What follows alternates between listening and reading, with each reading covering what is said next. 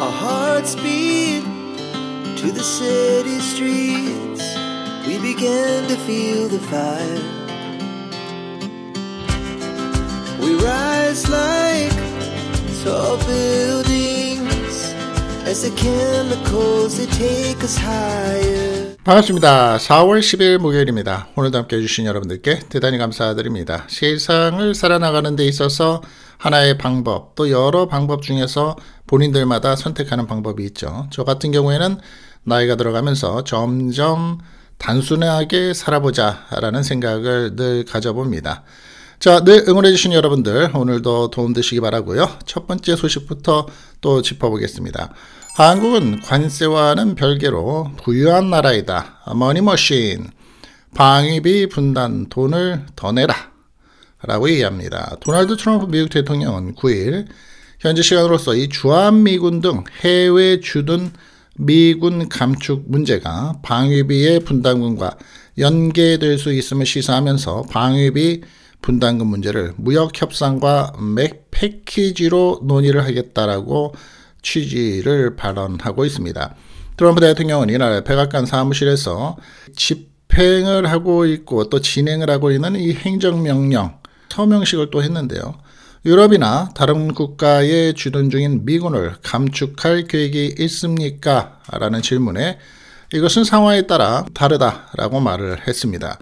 이어서 트럼프 대통령은 우리는 유럽에 있는 군에 대해서 비용을 내지만 많은 보전을 받지 못했다. 한국도 마찬가지다 라고 주장을 합니다. 그러면서 그것은 무역과 관계가 없지만 우리는 이를 무역협상의 일부로 할 것이다. 즉 포함을 시켜서 더 어디셔널로 패키지로 밀어붙일 것이다. 이런 소리죠. 왜냐하면 각국에 대해서 한 개의 패키지로 담는 게 좋기 때문이다 라는 겁니다. 그러한 방식이 깔끔하고 좋다 라고 또 말을 했고요. 트럼프 대통령은 1기 행정부 시절부터 한국의 방위비 분담금이 충분하지 않다라고 지적을 하고 있습니다. 그는 대선 과정에서 한국을 머니머신, 즉 부유한 나라라고 칭하면서 한국이 방위비 분담금을 100억 달러, 약 14조 5천억 원을 부담해야 한다라고 말을 했습니다.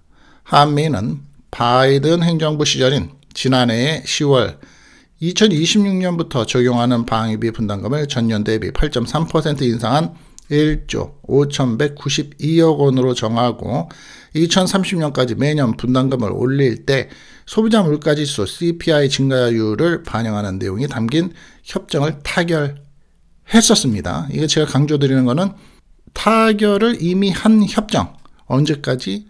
2030년까지 매년 올리긴 하지만 전년 대비 8.3% 인상한 그런 수준으로서 CPI, 즉 현재 흐름을 보고서 증가율을 반영하는 것으로 얘기를 하고 협정을 맺었는데, 그래서 현재 1조 달러 이상의 돈을 내고 있는데 1조 5,192억 원이죠. 그런데 트럼프 행정부에서의 트럼프 대통령은 14조 5천억 원을 내라 이겁니다. 많은 뉴스들이나 미디어 매체들을 들으실 텐데 조금은 개념을 좀 알고 계셔야 다른 매체들을 보시더라도 이해가 되시겠죠? 일본에서는 전 국민에게 1인당 5만엔씩 현금 지급 검토한다고 합니다. 이게 이제 한국 돈으로 한 50만 원 정도 되는 거죠.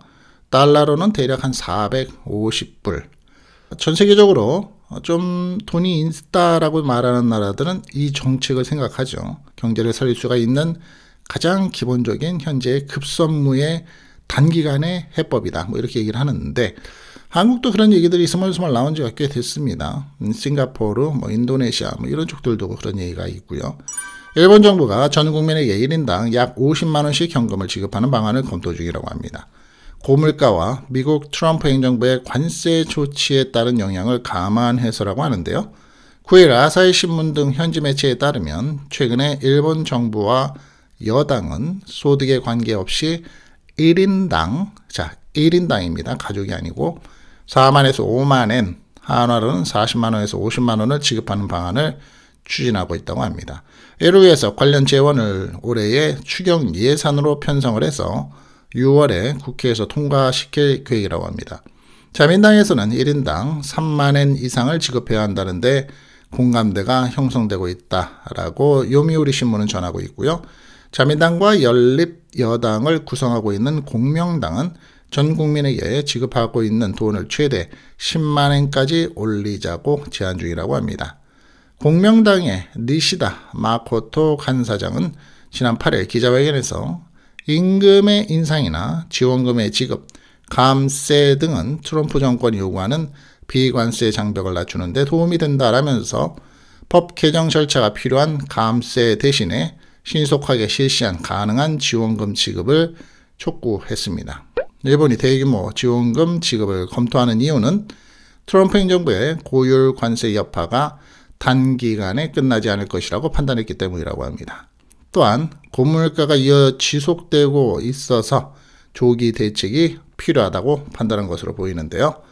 이에 대해서 이제 아사히 신문도 분석을 하는데 이 시바 시게루 일본 총리 이름 정도는 하나 또 상식적으로 알아두시는 것도 괜찮죠. 이시바 시게루 지난 7일 미국의 상호 관세를 일본에는 국난이라고 말할 만한 사태라고 표현을 하고 위기감을 드러낸 바도 있습니다. 자, 미국의 대표적인 기업 중에 하나인 아마존. 이 아마존에서는 중국, 베트남, 태국 등에서 제조가 된 상품 수입을 크게 줄이고 있다고 합니다. 도널드 트럼프 미국의 행정부가 대중 고율 관세 부과에서 나서자 이로 인한 부담을 축소하기 위한 움직임으로 풀이가 된다는 겁니다. 9일 블룸버그는 복수의 소식통과 입수한 문서를 이용해서 아마존이 중국과 아시아 국가에서 제조된 일부 제품에 대한 주문을 취소했다라고 보도를 했습니다. 아마존은 지난 2일 트럼프 대통령이 전 세계 국가들을 대상으로 상호 관세 부과 방침을 발표한 직후 주문 취소에 나섰다고 합니다. 해변용 의자, 스쿠터, 에어컨 등 다양한 품목이 취소 대상에 포함이 됐는데요. 블룸버그에 따르면 아마존은 주문을 취소하면서 거래처에게 아무런 통보도 하지 않았다고 합니다. 10년 넘게 아마존에서 중국산 해병용 의자를 납품해온 한 업체의 관계자는 블룸버그에서 이런 일방적인 주문 취소는 처음입니다 라고 말을 했다고 하네요. 아마존이 수입 물량 축소에 나선 배경은 관세 비용의 절감으로 추정이 된다고 합니다. 아마존은 판매 상품의 40%를 직접 사입한다고 합니다. 사입이 뭐냐면 내가 가서 사온다는 거죠. 즉 아마존이 직접 중국에 가서 40%의 물건을 계약을 하고 쇼핑을 해서 사온다. 외국 현지에서 제품을 도매로 사들인 뒤 미국에 있는 물류창고로 직접 운송하는 방식을 택하고 있는데 아마존이 직접 미국으로 배송하기 때문에 관세가 오르면 비용 부담이 커지긴다고 합니다. 이번에 아마존의 주문 취소는 결국 아마존이 공급업체의 관세 부담을 떠넘기려는 포석이라고 해석도 나오는데요. 그런다고 해서 저는 중국을 좋아한다고 얘기를 하는 건 아닙니다. 미국에서 판매되는 제품 중에서 Made in China, Made in Taiwan, Made in Vietnam 점점 보기가 힘들어질까라는 궁금증도 있어 봅니다. 미국의 한 여성이 나는 말랐어. 나 말랐거든. 나는 훌쭉이야. 뚱뚱이가 아니야. 라고 스스로 쇠뇌를 했습니다. 그런데 놀라운 결과가 나왔습니다. 한 미국 여성이 나는 말랐어. 나는 절대 뚱뚱하지 않아. 라고 스스로를 쇠뇌하듯 가스라이팅을 해서 다이어트에 성공했다라고 밝혀 화제를 모았습니다. 7일 뉴욕포스트 등에 따르면 미국의 틱톡 사용자 리하 류리알은 체중을 감량할 때까지 자신을 끊임없이 가스라이팅을 해서 다이어트에 성공을 했습니다. 리아 유리얼은 내가 이미 마른 것처럼 생각하고 행동을 했다라며 체중이 18kg이나 줄었다라고 스스로를 가스라이팅을 했다라고 밝힙니다. 이어서 유리얼은 비만에 대한 연구를 찾아보던 중 스스로를 날씬하다고 믿는 것이 실제로 다이어트에 도움이 된다는 사실을 알게 됐다라며 날씬하다고 생각했기 때문에 그 상태를 유지하는 데 방해가 되는 행동들을 자연스럽게 피하게 된다라고 주장을 했습니다. 유리얼은 이 방법을 통해서 수십 킬로그램의 체중을 감량했을 뿐만이 아니라 청소를 좋아한다라고 스스로를 쇠뇌해서 지금은 정말 집안일을 즐기게 됐다라고 밝힙니다. 그러면서 내가 좋아하는 취미는 활동적이라고 몸과 마음을 계속해서 설득하는 것이 핵심이라고 덧붙였습니다. 유월의 해당 영상은 약 400만 회의 이상의 조회수를 현재 기록하고 있으며 많은 관심을 모았는데, 미국의 버몬트 대학교 의대 출신 비만 치료 전문가인 한 박사는 뉴욕 포스트와의 인터뷰에서 이렇게 얘기합니다. 가스라이팅이라는 용어는 부정적인 의미를 가지고 있지만 그 원리 자체는 어느 정도 효과가 있을 수 있다고 말을 합니다. 하면서 이 박사는 실제로 비만을 치료할 때 자신이 원하는 결과를 상상하고 그 모습의 자아를 만들어 보라고 권합니다. 라며 자신이 원하는 모습을 상상하고 그렇게 연기하면 뇌가 그것을 믿기 시작합니다. 라고 전하고 있네요. 그러니까 마음먹기 달렸다. 우리가 옛날에 말하기로 마음먹기 달렸다. 모든 것은 마음먹은 데에서 비롯된다. 이런 얘기겠죠. 생각을 해보면 그 의미는 긍정으로 생각해라 라는 의미죠. 그렇죠. 그러다 보니까 실제로 빠지는 게 되는 거죠. 살이. 나는 잘생겼다. 난 못생기지 않았다. 라고 생각하면 보통 남자들이 자신감이 생긴다 그러죠. 여성들도 내 피부는 뽀샤시해. 내 피부는 애기 피부야. 라고 생각하면 뭔가 여드름이 하나 나도 불만이 덜하다고 합니다. 여러분 샤워는 언제 하십니까? 저는 아침에 출근하기 전에 새벽에 하고요. 들어온 다음에 합니다. 퇴근한 다음에는 하는 이유는 바깥에 워낙 알러지가 심해서 바깥에서 쌓인 여러 먼지들을 떼버리기 위해서라고 저는 생각을 합니다. 특히 머리가 그런데요. 머리카락이 붙어있을 많은 그런 내용들을 내가 베개에 비고 있다가 이 필로 위에 어떻게 할 것인가. 얼굴만 비벼도 아침에 눈도 못 뜨는데 뭐 이래서 아침 저녁으로 합니다. 그런데 아침에 샤워하는 행동은 큰 실수라고 합니다. 샤워를 아침에 하는 것보다 저녁에 하는 것이 피부 건강과 수면의 질을 높이는데 더 효과적이라는 전문가 의견이 나왔습니다. 8일 영국의 데일리 메일은 여러 의료 전문가들의 의견을 인용해서 샤워는 항상 아침이 아닌 밤에 해야 한다라며 저녁 대신에 아침에 샤워하는 것은 아주 큰 실수다라고 전합니다. 보건기관 소속의 아라고나 주레페 박사는 이렇게 얘기합니다. 아침 샤워는 감각을 깨우는 데 도움이 될 수 있지만 저녁 샤워는 건강에 더 많은 이점을 줍니다. 라고 주장을 합니다. 그는 낮 시간 동안 몸과 머리카락에 난 알레르기 유발 물질과 자극 물질, 먼지, 때가 축적될 수 있습니다. 특히 여름철에는 꽃가루와 화학물질, 땀으로 오염될 수 있다라며 이 때문에 샤워를 하지 않고 잠자리에 들면 이러한 오염물질들이 침구로 옮겨갑니다. 이는 야간에 알레르기를 유발할 수도 있고 가려움, 자극, 피부 건조, 여드름과 같은 피부 문제를 유발할 수 있다고도 설명합니다. 미국의 버지니아의 의사인 한 사람 박사인데요. 역시 아침보다는 저녁에 샤워할 것을 권장합니다. 그는 저녁 샤워가 수면의 질을 개선하고 오염물질을 씻어내고 건조한 피부에 수분을 공급하는 데 매우 효과적이라고 말을 합니다. 이어서 따뜻한 물로 샤워를 하면 신체의 잠자리에 들 시간이라는 신호를 보내는 호르몬인 이 멜라토닌이 분비된다라며 수건으로 몸을 닦는 과정에서 체온이 적절한 온도로 내려가는데 이 두 가지가 합쳐지면 더 나은 수면으로 이어진다라고 설명을 합니다. 그는 또 여드름이나 습진 등 피부 트러블이 있거나 피부가 건조하고 민감한 사람일수록 저녁에 샤워하는 것이 좋다라면서 밤 시간은 피부 세포가 재생되는 시기이므로 이때 수분을 공급하면 보습 효과가 더 오래 지속이 된다라고 말을 하네요. 다만 아침, 저녁 모두 샤워하는 것은 좋지 않다는 경고도 합니다. 제가 그 안에 포함된다고 말씀드렸죠. 잦은 샤워는 피부를 보호하는 천연 오일막까지 제거해서 피부 세포를 파괴할 수 있기 때문이라고 하는데요. 제가 이런 얘기를 논리를 피면 제 주변에 있는 거의 모든 사람들이 이렇게 한마디 합니다. 아유, 윤난도 떠네. 딱 한마디 합니다. 그러면 전 거기서 입이 딱 막힙니다. 한국의 진정한 경찰관의 모습이 아닐까 싶은데요.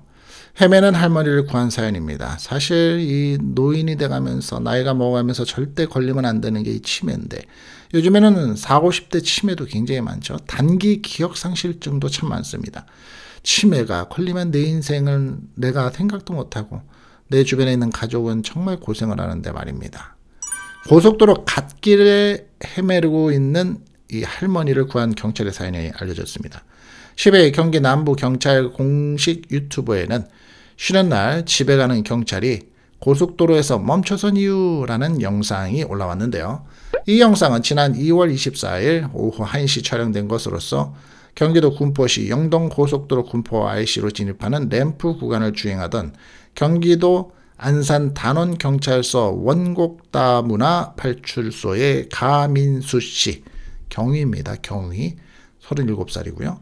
급히 갓길에 차를 세우는 모습이 담겼습니다. 차창 너머로 한 할머니 A씨가 홀로 보행 보조기를 끌며 갓길을 걸어가고 있었는데 옆 도로에는 여러 차량이 줄지어 달리고 있었던 것입니다. 비번 날을 맞아서 병환 중인 아버지를 뵙고 귀가하던 중 이 가경위는 A씨를 발견한 뒤 즉각 하차를 해서 행선지를 확인했다고 합니다. A씨가 길을 잘못 들었다는 사실을 파악한 가경위는 112에 지원 요청을 하는 한편 당황하지 않도록 식사는 하셨습니까? 라고 묻는 등 안전지대인 군포 TG까지 약 500m를 함께 걸어갔다고 합니다. 꽤 먼 거리인데요. 그렇죠? 이후에 현장에 도착한 경찰 고속도로 순찰대에 A씨를 인계한 뒤에야 자리를 떴다고 합니다. 그런데 이 경찰 확인 결과 80대의 A씨는 발견 장소에서 무려 2km 떨어져서 도보로 40분가량 걸리는 군포의 주택에 거주하고 있었다고 합니다. 가경위의 선행은 이번이 처음이 아니라고 하는데요. 2013년 3월 15일에는 안산 단원경찰서 호수파출소에서 순찰 근무를 하던 중 안산 10교 교각에서 안산천으로 뛰어내린 남성을 구조한 일도 있다고 합니다. 이 남성은 의식과 호흡을 잃은 상태였지만 가경위가 5분간 심폐소생술을 한 끝에 목숨을 구할 수 있었다고 합니다. 같은 해에 5월 5일에는 비번 날, 즉 쉬는 날이죠. 가족과 함께 인천 선제도 드무리 해변을 여행하다가 바다에 빠진 남성도 구한 적이 있다고 합니다. 또 2018년 12월 19일에는 비번을 맞아서 다 쉬는 날이네요. 가족과 나들이를 갔다가 돌아오던 중 트럭에 적재함에 불이 난 것을 목격하고 진압에 나서기도 했습니다. 당시에 가경위는 화재를 목격하자마자 자신의 차량에 있던 소화기를 가져와서 불길을 잡았고 이후에 적재함에 올라타서 남은 불씨를 모두 껐다고 합니다. 가경위는 이렇게 얘기합니다. 전직 경찰관인 아버지로부터 경찰이라면 항상 정의로워야 한다는 가르침을 받았다라고 얘기를 하면서 앞으로도 계속해서 국민 생명을 지키는데 노력을 하겠습니다 라고 얘기합니다. 그러니까 이제 쉬는 날만 행동하는 것도 이런데 경찰관 정복을 입고 근무를 하는 때는 정말 얼마나 도움을 주는 의로운 일들을 할까요? 바로 이런 경찰관들 때문에 믿고 세금 내고 그 경찰관들의 말을 따라서 법을 지키려고 하는 거죠. 가끔은 아닌 사람들도 있으니 그게 물을 흐리는 게 문제라고 생각을 합니다. 자, 오늘 제가 준비한 영상은 여기까지입니다. 제가 더 좋은 정보, 득이 되는 시간으로서 보답드릴 것을 약속드립니다. 멋진 하루 되시고요. 건강한 시간 보내시기 바랍니다. 감사합니다. Our hearts beat to the city streets. We began to feel the fire. We rise like tall buildings as the chemicals they take us higher.